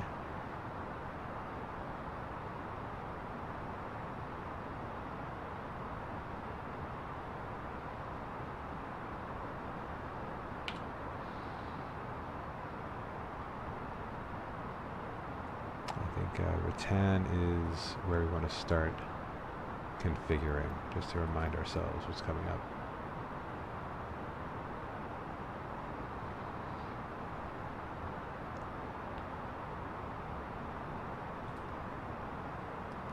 Once we pass Simra, we'll clear ourselves down to that minimum altitude and see if the managed altitude function works. So down, yeah, we'll clear ourselves down to 5,200, and it should stop us at the lower bounds of all those steps. The alternative to fly that approach is just to use the flight angle. So as we pass a Kilo Tango 530, we would just point down 2.8 degrees and lead off altitude that way. But you need to get your timing perfect, and I'd rather trust the GPS and what VNAV capabilities we have to keep us at the right altitude at the right time.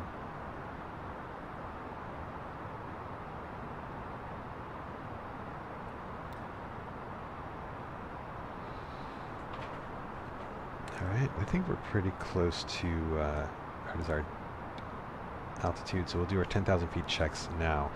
Set to constraints, so we'll get those constraints on our windows here.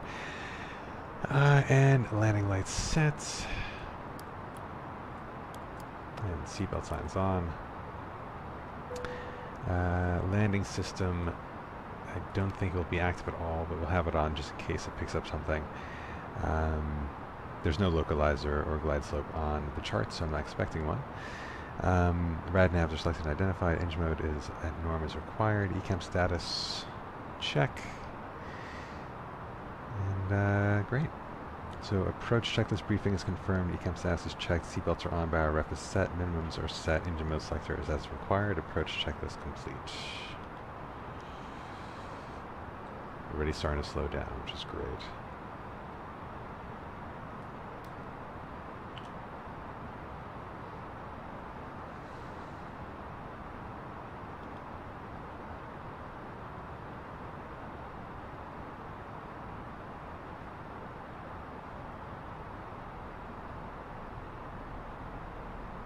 Alright, so we're at altitude.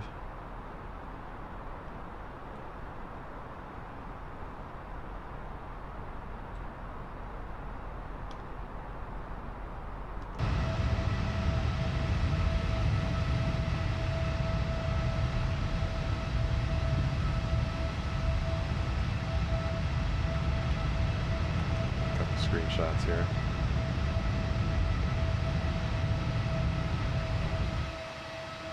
I have some more epic ones coming up. Alright, so now here's the real test. If I set the manage altitude down to 5200, will it keep me at the current flight level because of the constraint? Let's see.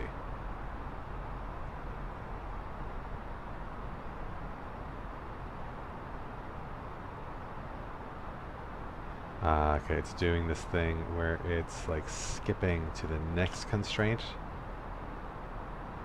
Like 67, that's not where we want to be. So, okay, so we'll have to... Alright, we'll have to manage this ourselves, unfortunately. That's too bad.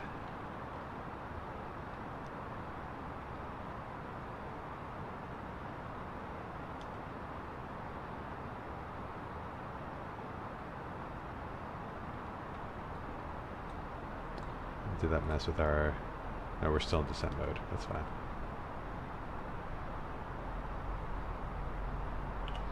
Alright, so now we'll just have to pay attention. I know the speeds will hold, because I've tested that before. But we'll have to very carefully manage our altitudes.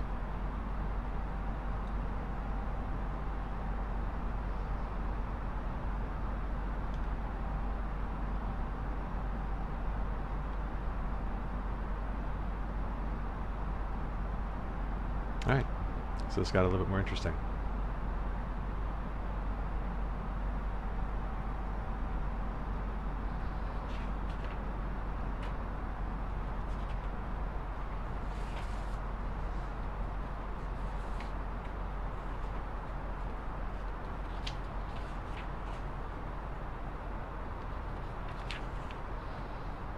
Yeah, so since there's no ILS here, and there are no RNAV capabilities, RNAV landing capabilities on fly-by-wire yet, we're going to have to do a bit of this manual. So there comes Rattan. We're going to activate the approach phase then. Start configuring, since we'll have to slow down anyway. Manage speed, manage heading. And flight level 87 coming up.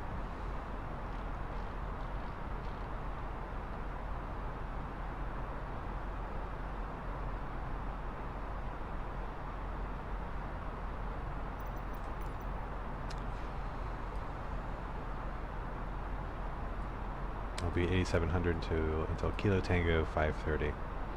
And then we'll start our angled descent. Alright, so manage descent down. Thrust idle descent, and we'll activate the approach phase as well.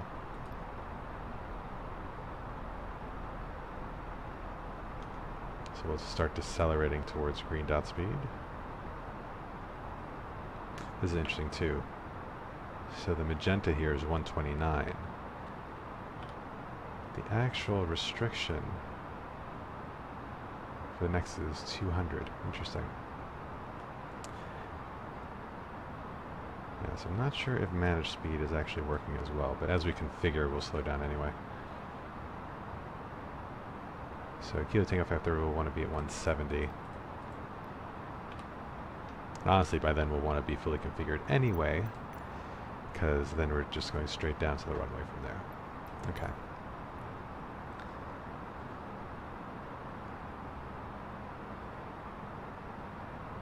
Alright, we're going to have to deploy speed brakes here because we're not losing altitude nearly fast enough. So speed brakes are deployed. Speed check flaps 1.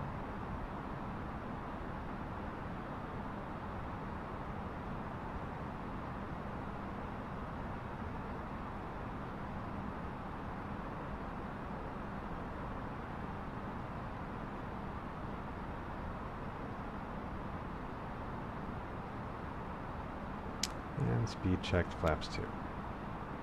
Increase drag. Get our speed down. Give us some more time to get down to 8700.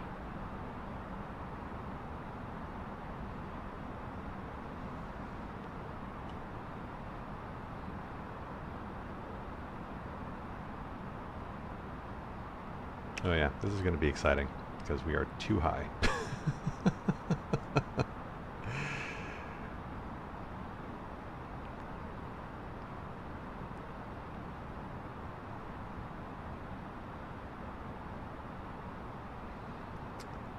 We're a minute away from the point. I'm not going to drop the gear just yet. We're below the required speed, and that's fine. I'm fine taking this approach slower than I have to. Alright, we're going to get this ready. And our vertical speed is going to have to be 2.8. We'll have to manage that as we go down. Wow, we're really just going to hit it right on time. I'm going to start that now.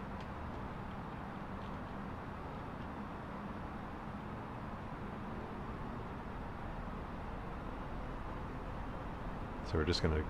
Oh, shit. Sorry. Let's get the altitude down first. Oh, boy.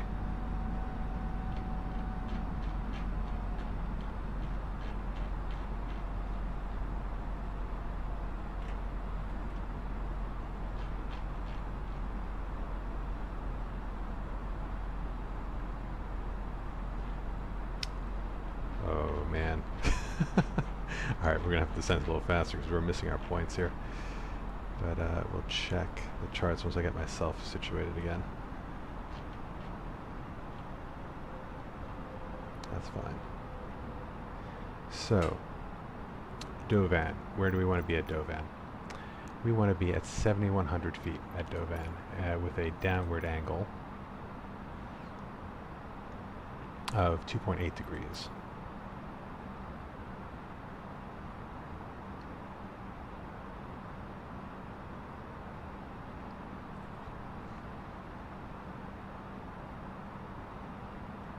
And visibility is terrible.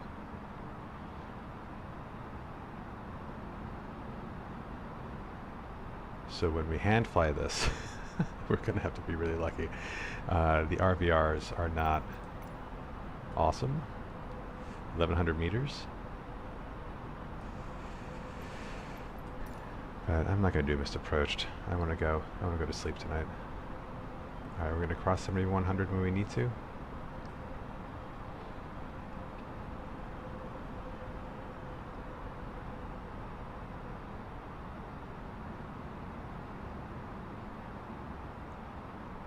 Just about. So I'm going to ease that back now to the actual descent angle. Hopefully this will get us onto a good track when we get to the runway. Gear down.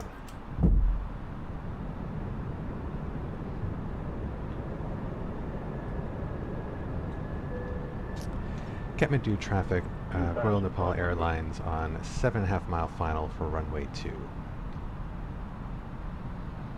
Speed checked, flaps down. Flaps 3. Flaps full. Spoilers are armed. Flight attendants, please prepare for landing. Just gotta check that radial altimeter to make sure we don't get too close to the ground. So at Kilo Tango 520, that last point, where do we want to be? We want to be at 5280.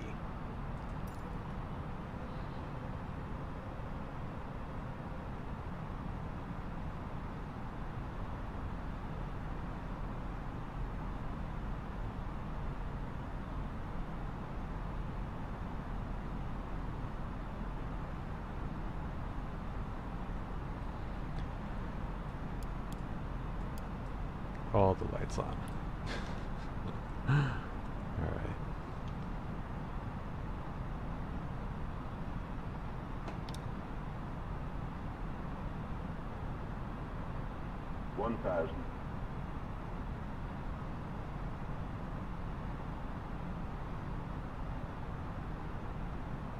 Alright, I think we'll be fine. 1,000. I won't be able to take us off autopilot really until I see the runway.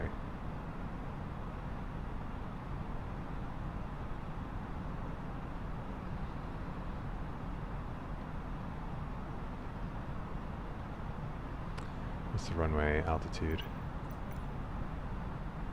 4320. So 43 is our safety net there.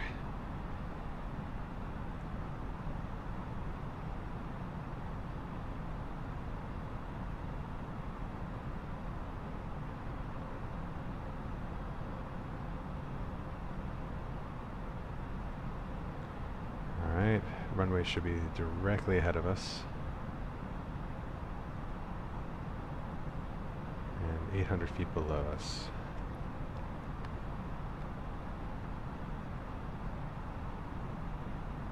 When I see the runway, I'll disconnect the autopilot and hand fly it in the rest of the way. 500. 400.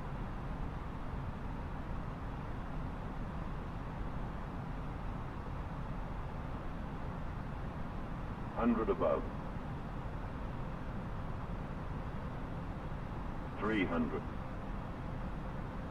Minimum. So that would be a missed approach because we don't see the runway minimums, but we're going to keep going. Continue. 200. 200. There's the lights. And flying it in the rest of the way.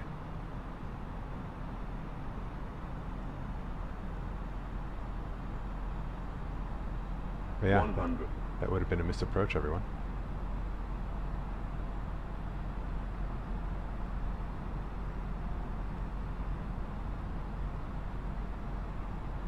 $100.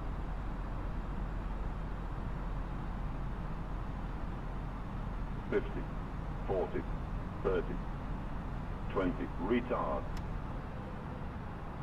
10, 5, Reverse thrust. Spoilers. Decel.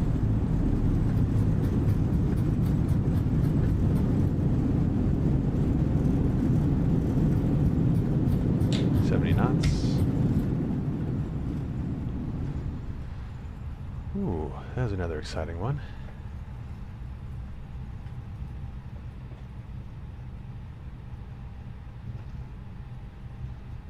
Alright, slow down so we can exit the runway here. Yeah, so that would have been absolutely a missed approach. We got to our minimums, could not see visual of the runway, had no ILS system to rely on, and yeah, we would have had to have gone around. We may have actually had to have gone to our alternate. I mean, in real life, I think the VNAV would have been fine. I think that counts as a precision approach. I'll have to double check that. But no, that was, I mean, for how we're equipped in the current version of the mod, like that was definitely a go-around call. Alright, so we've landed safely, and hopefully that wasn't too hard of a landing. Let's do our after landing checklists.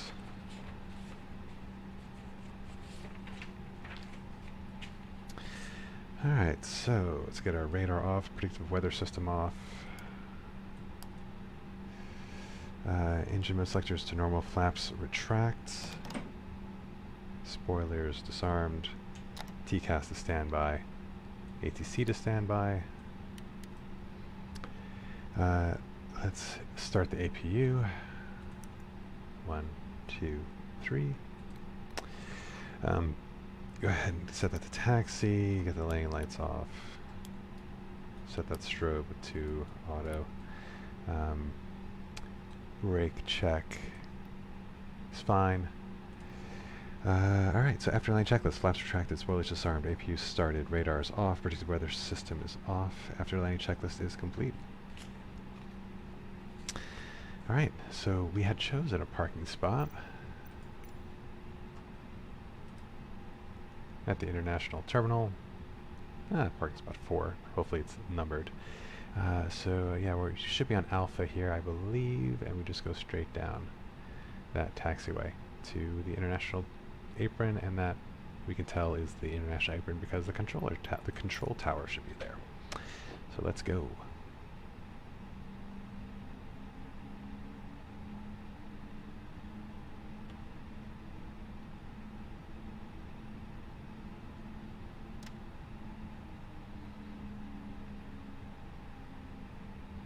Ooh, well, welcome to Nepal.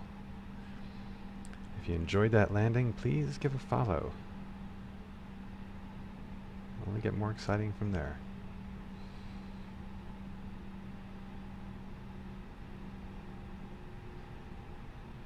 Alright, there's the control tower. I don't think any of the parking stands are marked. I should check if there's a... There should be. I mean, Kathmandu is a very popular airport in the sim, so I imagine there should be a custom scenery for it. But I see some stairs down there. Let's assume that we can park over there.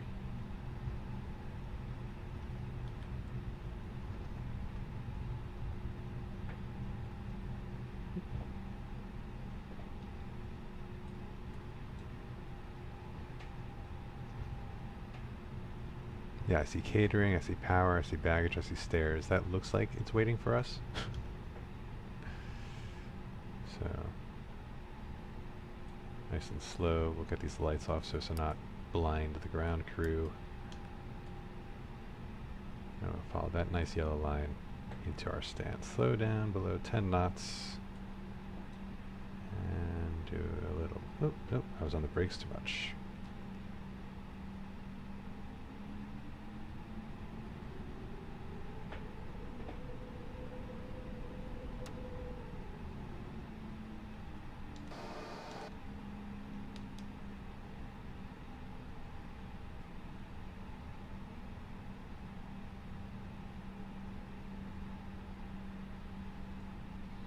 Confirm APU is available.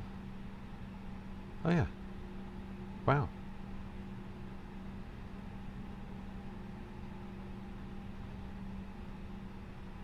I've never actually had the AI work so well. Normally, I can't find where all the services are.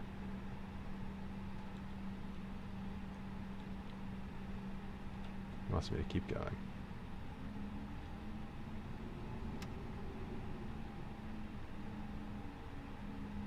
Alright, and parking brake on, and engine master's off, seatbelt sign is off, and we are here. Alright, let's get those services attached. Get the stairs. Yes, they work. Let's get power. Let's get baggage.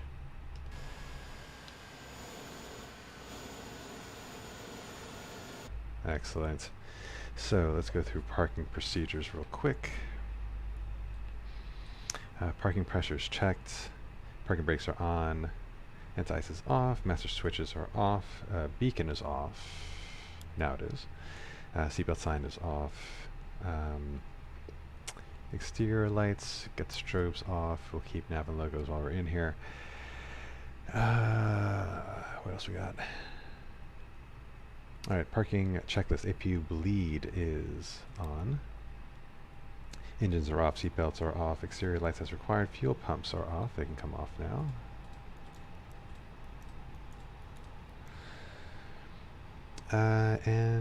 Parking brake and chocks as required. And at this point, we can assume that the passengers are offloaded. So we can go ahead and secure the aircraft and call it a night. So if you're going to stick around for the shutdown procedures, I appreciate it. But if you're leaving us now at this point, now that the excitement is pretty much over, thank you for joining tonight. This one was a lot of fun. Nice quick hop from Delhi to Kathmandu. The approach was insane. I wanted to take more photos, but managing altitude was a bit more hair-raising than anticipated. But thanks for sticking through it, and hope to see you on another flight. So let's go ahead and clean up here. Turn the VOR off and dim those lights. We don't need the glare shield anymore. So oxygen, crew supplies off. Shut down the ADRSs. Get that nav and logo light off now.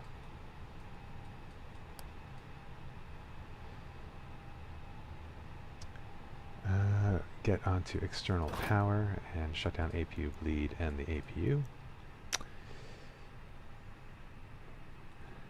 And get the lights off.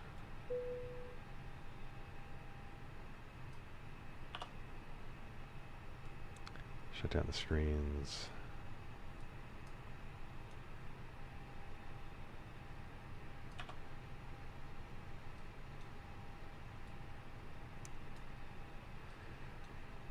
About an hour and 25 minutes from engine starts, give or take.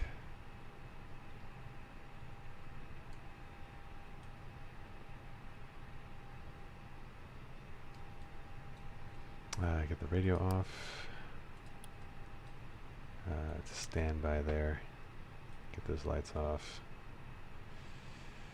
And yeah, we never locked the door, so the door's open the whole time. Oh, that's a security risk. That's all good. Let's see, the APU is still available. You know, I noticed, I think there's a bug here. If I turn these displays off before the APU has a chance to shut down, then the APU doesn't shut down.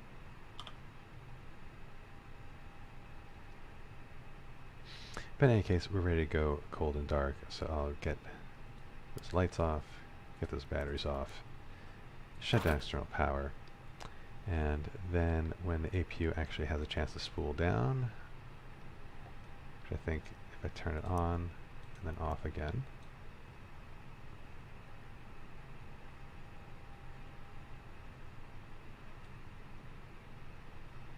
nope. Yeah, I think it's just a bug with the sim.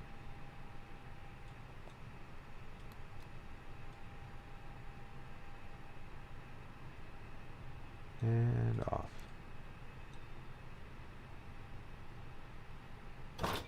There we go. Interesting. All right, so that is it, everyone. Thank you for joining us on our trip to Kathmandu tonight in this really bad visibility conditions, but again, made for a very fun landing.